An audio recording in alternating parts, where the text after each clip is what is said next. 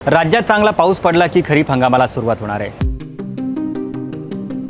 पण दरवर्षीप्रमाणे याही वर्षी शेतकऱ्याला बी बियाण्यासाठी अडचणी निर्माण होत आहेत। नको ती असलेली बियाणे शेतकऱ्यांच्या माथी मारण्याचा प्रकार सर्रासपणे सुरू आहे। नमस्कार, मी सलमान शेख आणि आपण पाहताय एबीपी माझाचा ग्राउंड रिपोर्ट।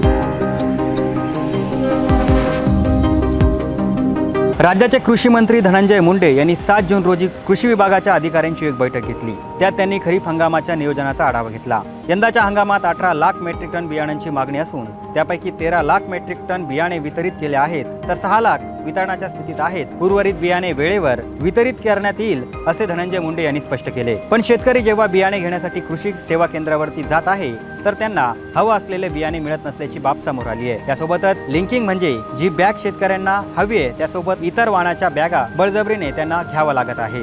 महाराष्ट्रामध्ये कपाशीच्या काही वाणांची सर्रासपणे अधिकचे पैसे घेऊन विक्री चालू आहे, ज्यामध्ये हे US 7067 हा जो वाण आहे याची किंमत 864 रुपये आहे, परंतु हा वाण 1200 ते 1600 रुपयाला सर्रासपणे विक्री चालू आहे। आणि ह्याच वाणाची बऱ्याच ठिकाणी बोगस बियाणं सुद्धा या ठिकाणी जास्त पैसे मिळत असल्यामुळे बोगस बियाणं सुद्धा मार्केटमध्ये आलेलं आहे।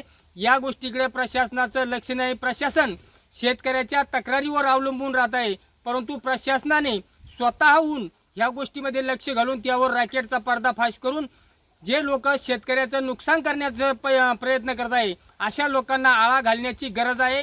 कापूस लागवड करताना शेतकऱ्यांचा कल हा राशी बियाण्याकडे आहे, परंतु दरवर्षी हंगाम सुरू झाला की हे वाण वेळेवर शेतकऱ्यांना मिळत नाही, किंबहुना त्याची किंमत वाढवण्यात येते। यावर्षी कापसाच्या एका बॅगेची किंमत ही 864 रुपये इतकी आहे, पण तीच बॅग आता 1200 ते 1500 रुपयापर्यंत विकत असल्याचा प्रकार समोर आलाय। जे दुकानदार चढ्या भावाने बी बियाणे विक्री करतायत किंवा बोगस बियाणे विक्री करतायत तसेच कृत्रिम टंचाई आणणाऱ्या दुकानावर धडक कारवाई करा अशा सूचना कृषी मंत्री धनंजय मुंडे यांनी दिल्या आहेत। पण असे असून सुद्धा दुकानदार सर्रासपणे चढ्या भावाने या बियाणाची विक्री करत आहेत।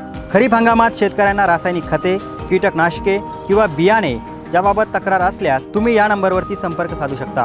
कृषी विषयक योजनांच्या माहितीसाठी 1800 23 34 000 हा कृषी विभागाचा हेल्पलाईन क्रमांक आहे।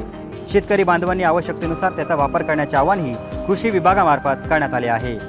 तुम्हाला हा व्हिडिओ कसा वाटला आम्हाला नक्की कळवा आणि अशाच व्हिडिओसाठी पाहत राहा एबीपी माझा। एबीपी माझा, उघडा डोळे बघा नीट।